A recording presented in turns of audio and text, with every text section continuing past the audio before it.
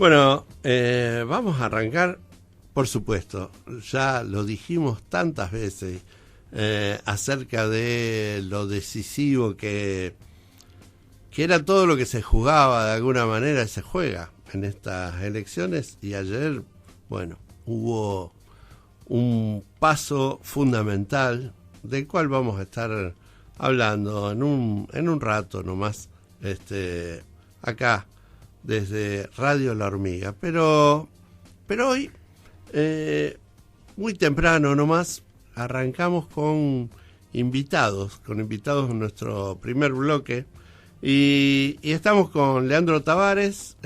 Ustedes me corrigen, doctor en biotecnología, ¿puede ser? Sí, en ciencias biológicas. Ciencias biológicas. Bien, y Rodolfo Racia, investigador y profesor de la Cátedra de Biofísica de la Universidad. Exactamente. Bueno, buen día a ambos. ¿Cómo están? Buen día, muy bien. Contentos, tranquilos, lindo día. Uh-huh. Bien. Ayer una de las primeras palabras de quien resulta elegido, digamos, en esta paso por amplia mayoría, están referidas a la educación y a la universidad pública en particular. Exactamente. ¿Qué les parece y por qué aparecía como algo tan importante? Y tiene que ver un poco con una expectativa de que haya un contraste más o menos grande respecto de una suerte, llamémosle, de estrato que se viene sintiendo en el sector de parte del gobierno nacional, ¿no? Uh-huh. La realidad es que, más allá de los números, que pueden ser un poco más grandes, un poco más chicos, lo que sí venimos sintiendo es precisamente eso, es como la negación de la importancia o de la relevancia de la educación pública y de la ciencia y la tecnología para el desarrollo del país, básicamente, ¿no? Hay puntos que a mí en particular me resultaron, yo insisto, no tanto hablar de los números, tampoco uno puede esperar cierto optimismo respecto de las actitudes y las ideas, y uno sabe que las cosas no van a cambiar de hoy para mañana. No, sin duda. Que la situación va a seguir siendo complicada, pero uno notó por lo pronto en esto, sobre todo en los últimos años, ni siquiera al principio del gobierno de Macri, que había actitudes de tipo que nos habían podido dejar mucho más contentos con 2 pesos, en cierta forma, ¿de acuerdo? Y el hecho de negarte 2 pesos, incluso negarte cosas formales, digamos, por ejemplo, durante mucho tiempo estuvo elegido y nunca asumió, de hecho, Roberto Salvarezza su puesto en el directorio de CONICET. Era una cuestión, una decisión, digamos, no implicaba ni siquiera dinero.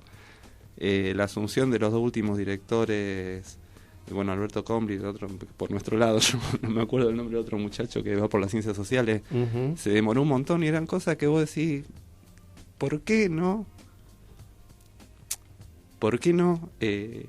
darle para adelante si no te cuesta nada? Pero bueno, digamos, hay claramente un tema, ni siquiera diría ideológico, como que no le hubiera importado mucho, y la expectativa de que venga un gobierno que le importe más, o que por lo menos lo tome como una parte central, porque de vuelta el discurso de Alberto empezó hablando de educación pública y la universidad pública, nos da esperanza de que de a poco la situación se vaya revirtiendo, por lo menos para empezar desde el trato y desde la actitud. Sí, yo por eso lo destaqué. Yo sentí, a ver, más allá que uno, por supuesto, sabe que las cuestiones discursivas son una cosa, pero también es la existencia de dar cuenta del problema y de centrar por dónde pueden empezar ciertas cuestiones que son en un país que está estallado y que tiene 150.000 temas a los que atender, pero bueno, si la cuestión pasa por empezar a atender algo de todo lo que tiene que ver con la educación y también hacer una apuesta nuevamente a investigar, a trabajar todo aquello que fue abandonado, porque la verdad es a todo esto que vos decías también digo, qué sé yo, la renuncia en su momento de Dora Barrancos también fue muy significativa en cuanto a algo donde bueno, parecía todo dejado a que continuara sin ninguna política gubernamental que no fuese el abandono de alguna manera. Sí, totalmente, o sea, es desentenderse del tema, como esto no es lo que quiero resolver, no es parte de mi problema, no me interesa. Yo también insisto eso, por ahí a veces colegas, compañeros lo tomaban como una agresión directa y yo sinceramente lo veía como, no me sentía agredido, me sentía ignorado más que agredido, ¿entendés? Como, ¿a quién le importa lo que estás haciendo? ¿Para qué sirve lo que estás haciendo? Y vuelvo a insistir con el tema de no generar unas expectativas muy muy inmediatas de recuperación y demás a nivel de económico, de dinero para llevar adelante proyectos y demás, porque entiendo que la situación no da, que va a haber otras prioridades desde el punto de vista económico, pero sí lo que espero es que haya un cambio de actitud, de escuchar, de darle más relevancia al trabajo que venimos haciendo, bueno, en particular en investigación en CONICET. De políticas de Estado, en todo caso. Exactamente, que sea una política, que vuelva a ser una política de Estado, que en realidad creo que nunca dejó de ser política de Estado, pero porque hay una presencia muy fuerte, digamos, la política de Estado no te la da solamente el dirigente, sino todas las personas que están involucradas en el organismo, y digamos, todos seguimos trabajando, todos seguimos poniendo nuestro granito de arena para que las cosas funcionen, pero no deja de ser interesante que el que está arriba te diga, sí, dale para adelante, está bien. Claro. Ahora, hacia adentro, ¿cómo se ha vivido dentro de quienes componen el CONICET todo este proceso? ¿En qué ustedes así pueden decir, bueno, hasta un momento veníamos trabajando con relación a tales cuestiones, después esto se fue... ¿Cómo contar un poco lo que tiene que ver con el día a día del CONICET? Mira, hay cosas que tienen una inercia que no se paran, digamos, que siguen moviéndose porque tienen una cierta... No es que de golpe las cosas cambian para bien y para mal, como insisto. O sea, uno puede ir despacito para arriba, despacito para abajo. Espero que la tendencia que estos años fue despacito para abajo empiece a ser despacito para arriba. No puedo hablar por todos los colegas, obviamente, y hay mucha heterogeneidad en cuanto a las opiniones, no te vayas a creer. Te digo, sinceramente, yo no soy kirchnerista y listo de serlo, pero de vuelta, hubo dentro de la disidencia general o de las distintas opiniones un consenso más o menos general de que el rumbo, de vuelta, de pérdida de rumbo, no de que el mundo está en contra nuestra, sino de pérdida de rumbo. Había obviamente que hubo gente que pensó que era el mundo contra nuestra, no es mi caso. Yo lo vi más como una suerte de ignorancia o de destrato indolente hacia nuestro trabajo, nuestros objetivos, básicamente. Leandro, en tu caso, vos estás radicado en Francia hace muchos años, contabas. Sí. ¿Cuándo es que te fuiste? ¿Cuál es el tema en el que estás investigando? Contanos un poquito. Bueno, yo me fui hace, ya muchos años. Yo empecé mi doctorado acá en Argentina y hice parte aquí y parte allá, y después ya me radiqué en Europa alrededor del 2007, 2006, 2007, y ya me quedé allí. Y bueno, yo trabajo temas similares a los que trabaja Rodolfo. De hecho, tenemos colaboraciones y vengo regularmente acá a Argentina y a trabajar con él, y también recibo a él o gente de su laboratorio allá en Francia, digamos. Tratamos de mantener yo trato de mantener, estando allá, un vínculo con la ciencia en Argentina también. ¿Estás en Francia? ¿Dónde estás? ¿En París? En París, sí. En París. ¿Y cuál es el tema que están investigando ustedes? A grandes rasgos es biología, se llama biología estructural o biofísica. Uh-huh. Y con Rodolfo trabajamos sobre algunas proteínas que están involucradas en el desarrollo de plantas. Uh-huh. ¿Y cuál es la mirada desde afuera que podés tener de todo lo que está pasando en el país, en la universidad, con relación a las ciencias en general? Es complicado. Cuando uno ve las cosas desde afuera, siempre uno tampoco está seguro si lo que ve es la realidad o no. Uh-huh. Si bien yo tengo bastante contacto acá con la gente de acá del IBR, de la facultad, pero yo creo que uno de los problemas más graves y una gran diferencia a nivel de ciencia y a nivel general, cuando uno compara con Francia o con otros países, es que allá las cosas dependen un poco menos de los gobiernos. O sea, allá hay políticas, allá existe un Estado que se mueve independientemente del gobierno de turno. Si bien el gobierno de turno puede modificar algunas cosas, hay una inercia, una masa mucho más grande que hace que las cosas trascienden o pasan a través de los diferentes gobiernos o los diferentes políticos. O sea, por ejemplo, en ciencia, los planes de ciencia en general son planes que ya abarcan 5 años o 10 años. O sea, tenés políticas de Estado que ya sabes que van a trascender el próximo gobierno. Entonces no es que estás esperando las elecciones para saber si va a haber más subsidios o menos subsidios, porque todo eso ya está actado desde hace 10 años. Entonces eso es el punto de vista que nos involucra a nosotros, que es la ciencia. O sea, te da una visión a más largo plazo, una tranquilidad para trabajar, la posibilidad de pensar las cosas de otra manera. Y acá yo lo que veo en Argentina desde siempre, desde que nací, es que hay muchos vaivenes en general, porque cada vez tenés un gobierno nuevo, hace lo que quiere, cambia todo, se empieza todo de cero.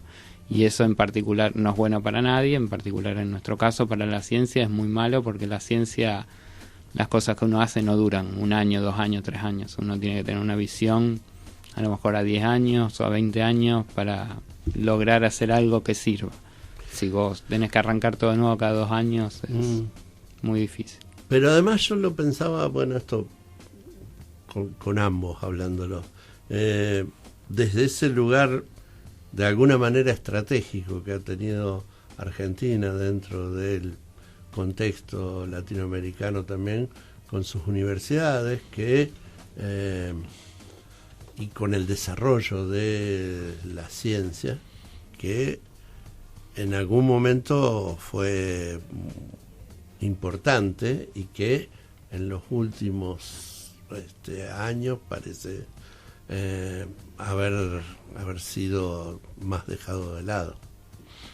Como que otras apuestas fueron, de alguna manera también cierta visión estratégica del país, apuntando mucho a toda la cuestión, si se quiere, de una visión más agroexportadora, etcétera, etcétera, ha ido jugando en contra de cierta continuidad en el avance de los científicos, me da la sensación. Sí, bien, yo honestamente no creo que sean cosas contrapuestas, ¿de acuerdo? O sea, no veo por qué no tenemos que ser agroexportadores y científicos. O sea, no tienen por qué ser una lucha de yo contra la gente del campo, no me parece una buena idea. Sí, respecto a lo que vos decías, quiero destacar es que, y de vuelta como rescato las palabras de Alberto de anoche, una cosa que a veces lo damos por obvio y que es esencial que siga funcionando, siga siendo así. Nosotros dos somos hijos de la universidad pública, no pagamos un mango por estudiar, nos doctoramos, Leandro está haciendo una carrera exitosa en el exterior, yo estoy trabajando acá. También exitoso. Tampoco ponele. Y todo porque precisamente por la fortaleza, la resiliencia del sistema de educación pública argentina. Es una cosa que no tenemos que perder, porque fíjate que se aguantó muchísimas cosas. O sea, no se aguantó solamente 4 años de destrato, si querés, sino que viene sobreviviendo y sigue siendo un pilar de una esperanza, ¿viste? Como vos decís, podés formar gente, poder seguir formando gente, podés darle la posibilidad a todo el mundo que se forme, no desperdiciás posibles talentos, no desperdiciás posible energía, gana, y de vuelta sobrevivió y está un poquito cagado a bife, vapuleado, pero es nuestro un poquito un faro lo que nos da una posibilidad de una luz al final del túnel de salir de una vez por todas de una situación de atraso y menor desarrollo. Bueno, estamos hablando justamente por Radio La Hormiga, una radio que por el otro lado, para poder sostenerse como muchas de las radios comunitarias, mucho en ello ha tenido que ver la articulación con la Universidad Nacional de Rosario, con la Facultad específicamente de Ciencia Política y Relaciones Internacionales, donde está la de Comunicación Social, y también con la Secretaría de Extensión Universitaria. Vamos a un tema musical y enseguida volvemos para seguir en esta charla sobre el CONICET y sobre también retomar algo de las expectativas hacia un país más inclusivo y un país que siga avanzando dentro de este continente vapor. Muy bien, seguimos con Leandro y con Rodolfo charlando acerca del CONICET y de parte de los ciudadanos, la gente. ¿Cómo sienten ustedes que es, en todo caso, que apoyan o no apoyan la importancia que tiene el desarrollo científico en el país? ¿Cómo lo ven? La gente, los medios, porque también hay algo que tiene que ver con las políticas de Estado por un lado, pero también hay algo que tiene que ver con el reconocimiento o no que exista en determinados lugares. Yo cuando te escuchaba hablar hace un rato de Francia y de cómo está tomado y cómo no cambia tanto según el gobierno que esté, me parece que también ahí entra en juego esto. ¿Cuáles son los imaginarios sociales instalados en determinados ámbitos y cómo se sostienen o no, más allá de los cambios de gobierno que existan, ¿no? Sí, mira, hay un punto que uno tiene por ahí un muestreo bastante acotado, ¿no?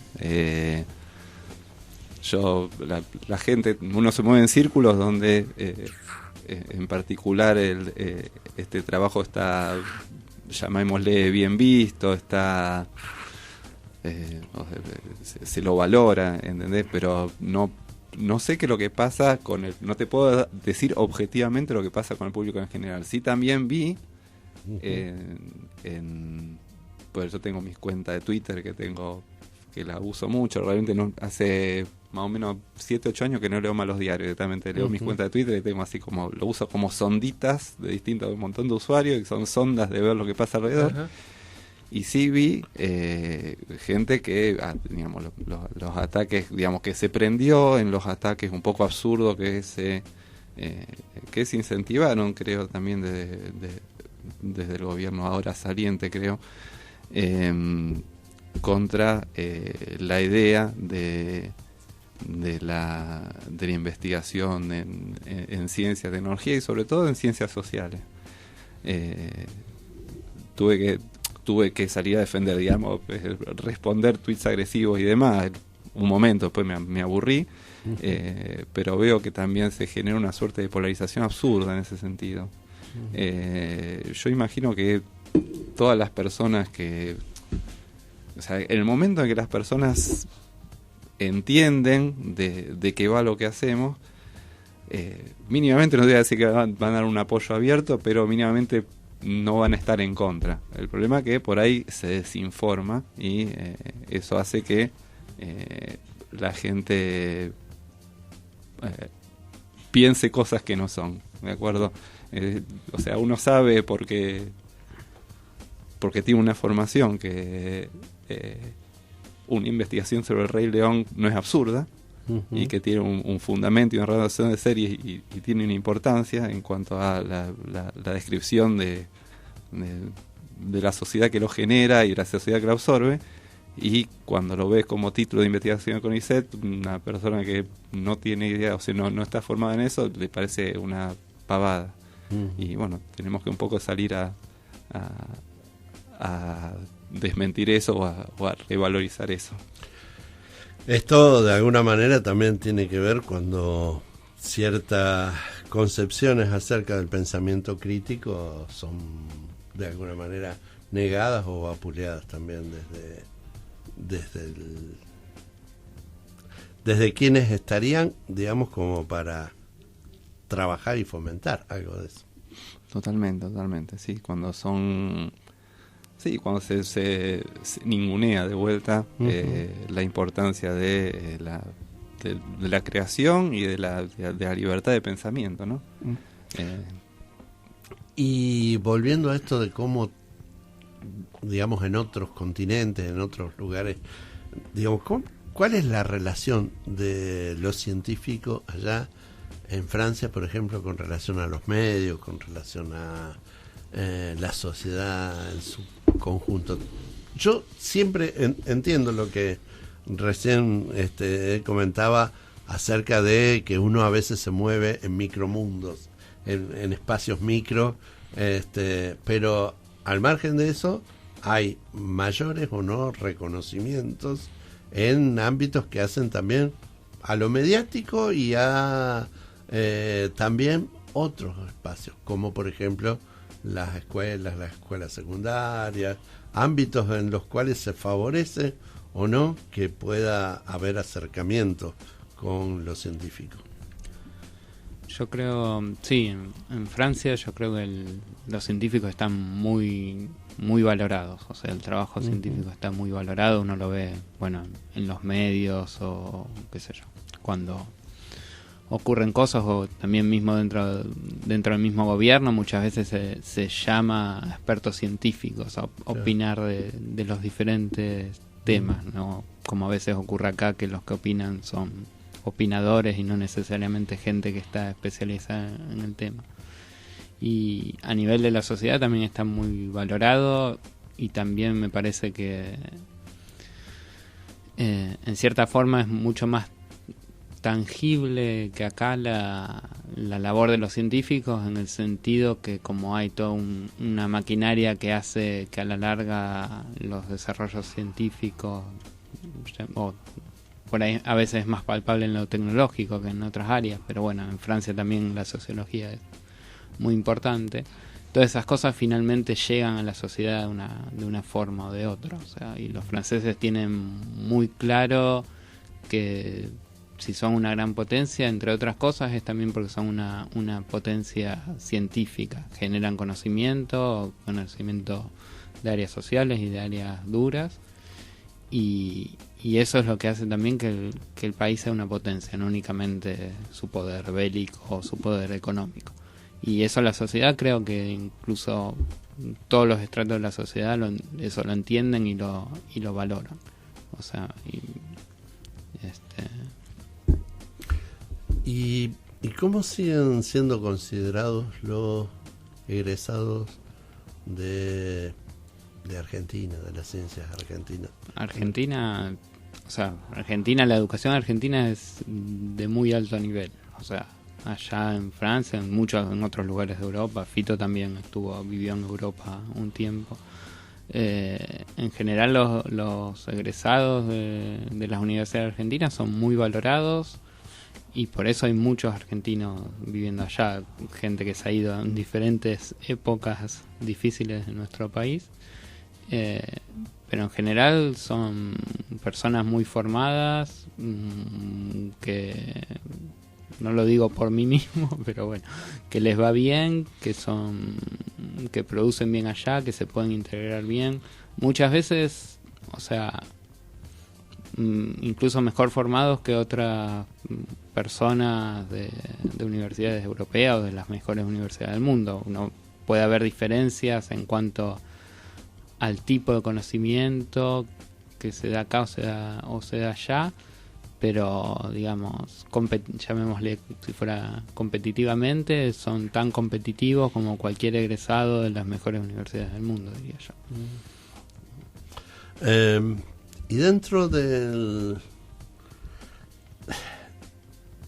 CONICET aborda múltiples temáticas, pero ¿ustedes qué sienten acá, por ejemplo, en nuestra zona, en todo lo que es Rosario, la zona litoral, dónde te parece que está más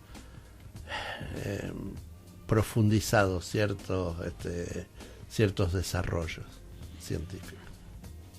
¿A qué te referís? ¿En qué área o en qué región geográfica? Sí, ¿en qué áreas? Y también uno tiene un conocimiento un poco así. No, yo tengo un conocimiento un poco limitado, más allá de que muevo por acá. Hay, bueno, desarrollos en agrobiotecnología, hay mucho. Bueno, está Raquel Chan, que era profesora en nuestra facultad, que estuvo atrás de los desarrollos del trigo resistente a la sequía y demás. Bueno, en agrobiotecnología hay mucho desarrollo, pero en general yo te puedo decir lo que conozco, que son ciencias biológicas. Claro.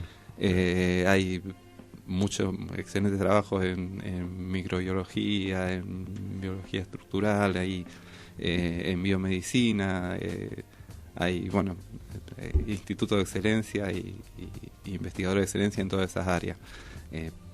Desconozco un poco o sea, no puedo, a veces uno se siente, más sabés y más ignorante te sentís, ¿no? O sea, no me siento autorizado, por más que conozco así un poquito de oído, a opinar sobre los desarrollos en otras áreas que se alejan mucho de la mía. Claro. Bueno, en esta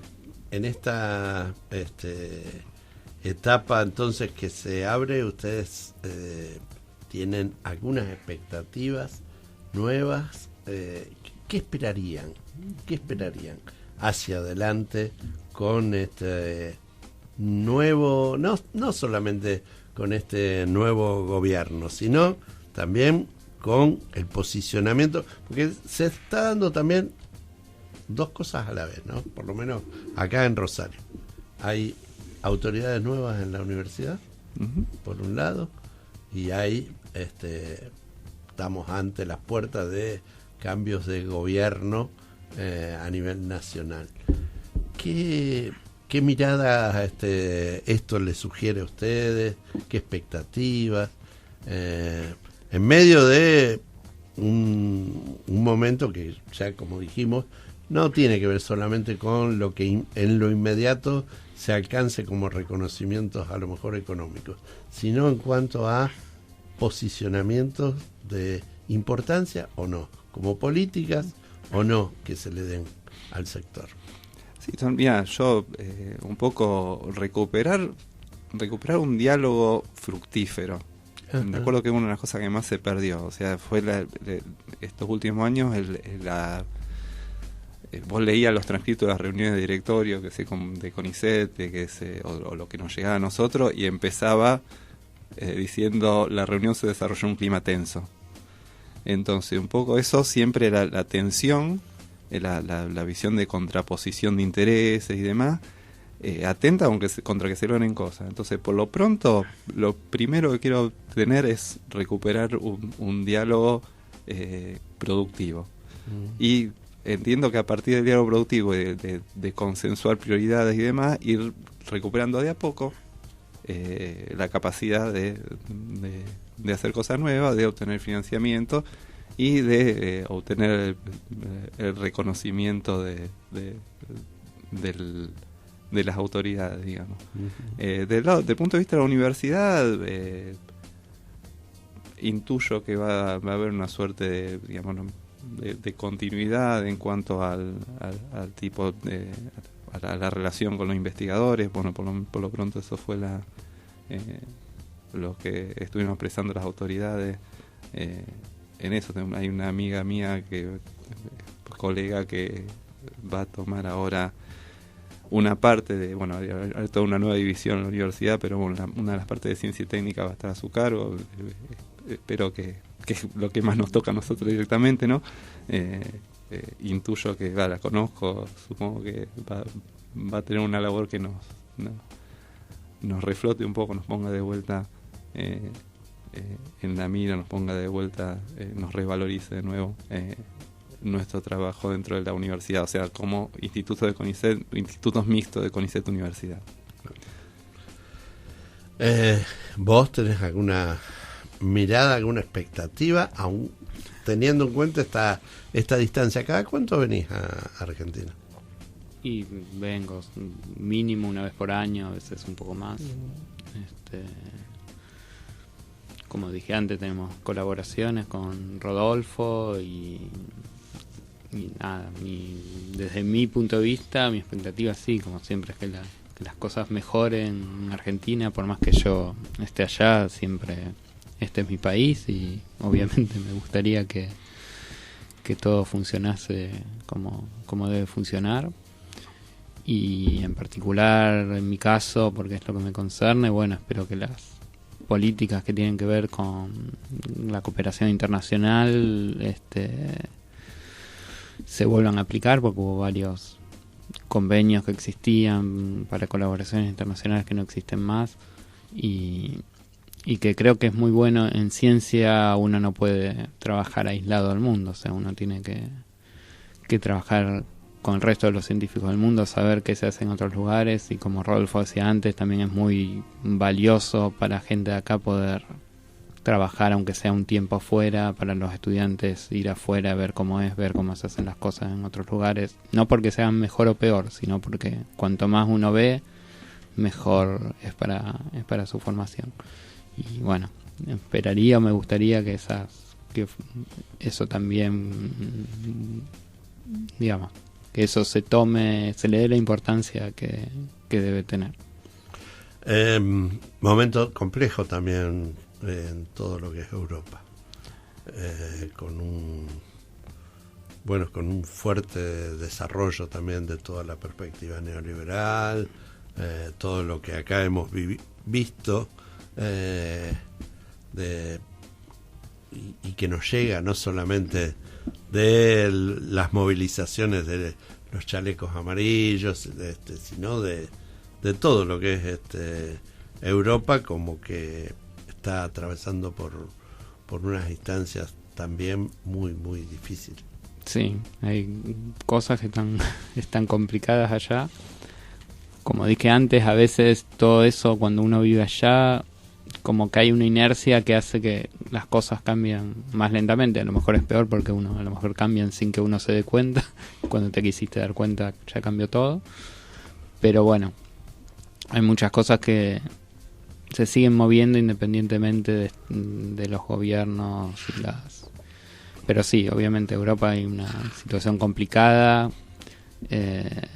con respecto a la extrema derecha, con respecto a varios países que la Unión Europea, que para mí es algo magnífico, y hay un montón de países que ya, o gente que no se siente integrada dentro de esa Unión Europea y quieren ser países independientes de nuevo.